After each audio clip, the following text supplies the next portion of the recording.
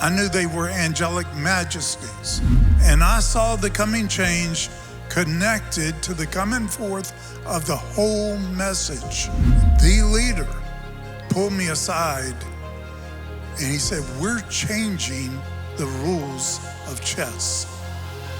And this dream I had recently, in the last week, I was in the council of some of the most extraordinary people ever. I mean, that I'd ever met. And I met some of the most high impact people in virtually every field. When I owned an air charter service, the only people that could afford what we provided were the most successful people, and we flew the most successful people in every field. Just about every field. We flew presidential candidates, all kinds of candidates and things like that. But top business people, rock and roll singers, athletes, that was it. But I got to meet extraordinary people continually. I studied them. I wanted to know, how do the most successful people get so successful?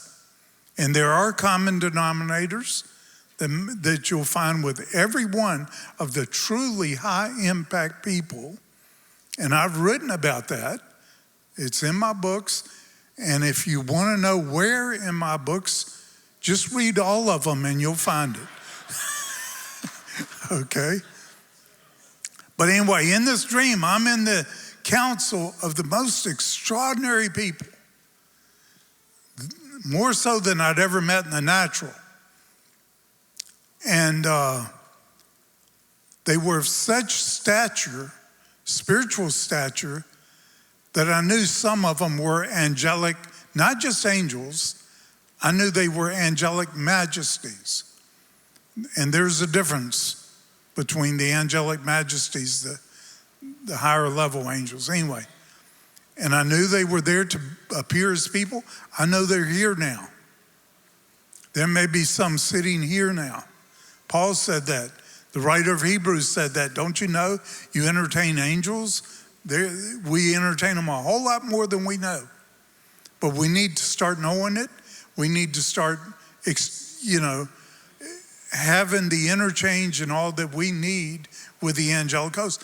They were created to minister to the heirs of salvation.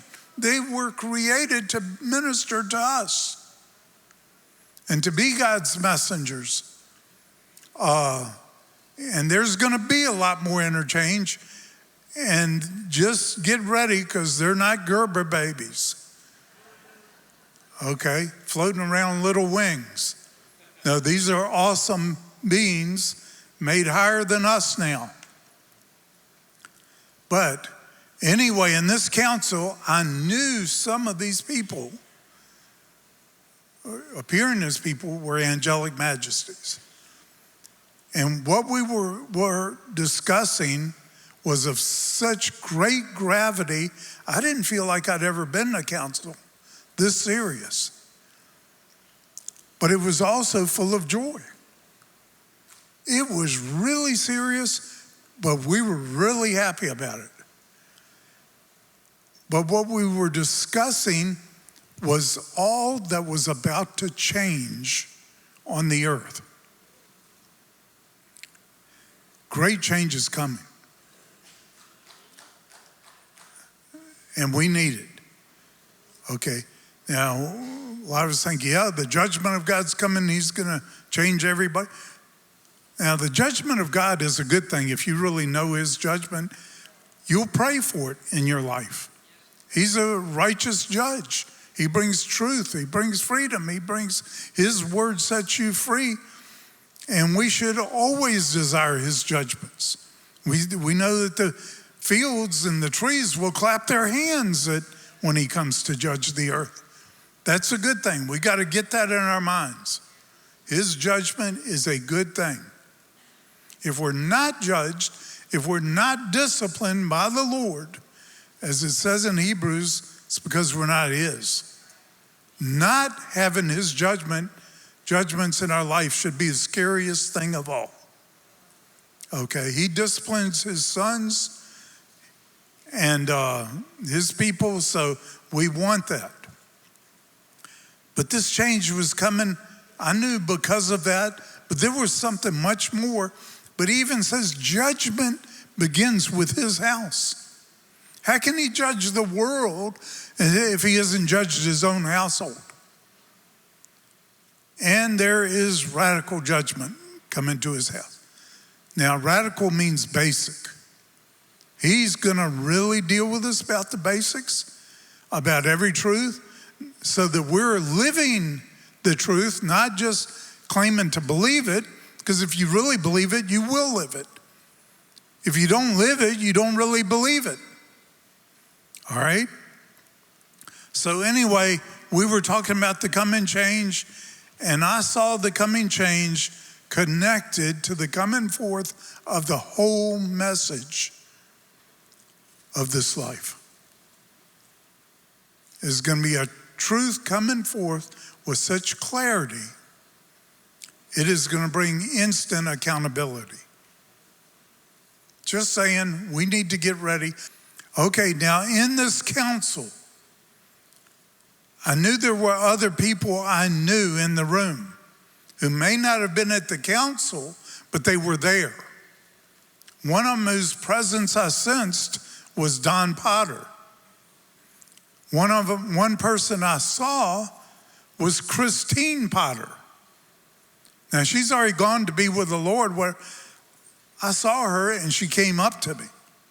And she was there for a high purpose. Now Christine to me always represents intercessors, the intercession. She had tremendous prophetic gifts, but she prayed all the time. She may have come the closest to anyone I knew to praying continually to the Lord. But she was there to examine everyone at the council to be sure they were supposed to be there. And if they needed anything from her. But anyway, I'm just saying, I'll have more to say about some of these things later, but you need to get some of it by revelation. As the meeting concluded, and we were kind of milling about and moving towards the exit, the leader pulled me aside and he said, "We're changing the rules of chess." How many of you play chess? Okay, good. I'll talk to you later. I mean, that's what he said. And I knew beyond any question, this leader was Jesus himself. He didn't appear as Jesus. I've seen the Lord many times when he did not appear as Jesus, but I asked the person, "Are you Jesus?" And he would say yes. And I would know it was him. He appears in different forms, as we're told, Mark and other places. Okay, I'm just saying, so when someone appears to you in your dream, someone really important or non-important, ask them if they're Jesus. You think, well, I don't have control of my dreams. Just do it. Because he is the mediator between God and men. But okay, I played chess. I used to play it a lot.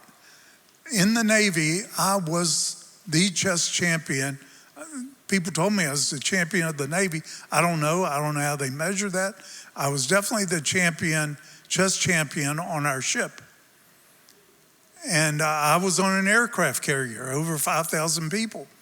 And I think every one of them challenged me at some time, but I played mostly with the officers and all who had time to do things like that. And but I got to know many of them, the skipper of the ship and everything, but it got me out of duty too. I was assigned to the flight deck, which is still considered the most dangerous place on earth, on the carrier, and I was in a squadron. But anyway, they repositioned me and assigned me to the ready room where I was there to decode messages and all about missions and things, but also to be there to play chess with whoever came. That was my last duty station. And guess what? I may be boasting a little bit. I don't think I ever lost a game of chess. I really don't think I ever lost even a single game while I was in the Navy. And every duty station I was at, that was pretty much true. But you know why? And some of these people were really good. I changed the rules. Now, I shouldn't say I changed the rules, because you can't really do that. The rules of chess are the rules they are. But I had a strategy and tactics that brought chaos to those who were overly committed to rules. I'm just saying. Because there is a culture of chess players. Any of you ever see the Queen's Gambit? You kind of get a sense of that culture that high-level chess players are in. And I touched that for a little while, that culture. But these are different people. And it's a different discipline. But I think we're called, with the Lord, he wasn't talking about changing the rules of chess. I knew what he meant by that. We're called to change the culture of Christianity.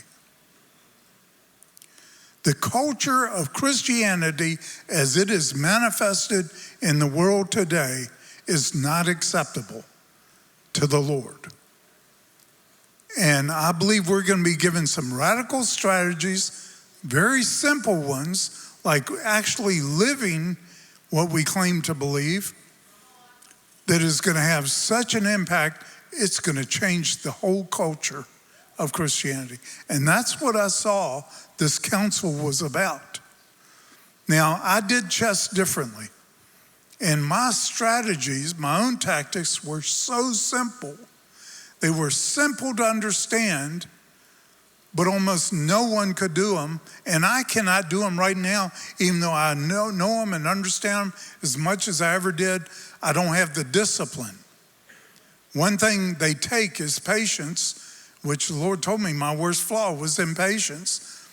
And that you can't do chess without patience. But I'm just saying, I think many of the things that would make you a great chess master, and I've known quite a few, are some of the same things we need to be walking in what God has called us to walk in. But the Christian culture today is not the way it was designed. Church life, there may not be anywhere on the earth today where true new covenant Christian culture is demonstrated. That's about to change. That's going to change. And I think we've been given an invitation to be instruments, to be some of the instruments used to bring about such change. Okay? But, you know, the Lord is not just doing a new thing.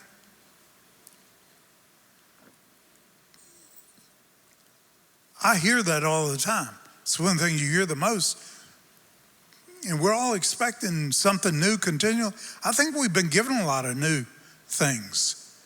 But what we're talking about here, far more profound than that. It's far more profound.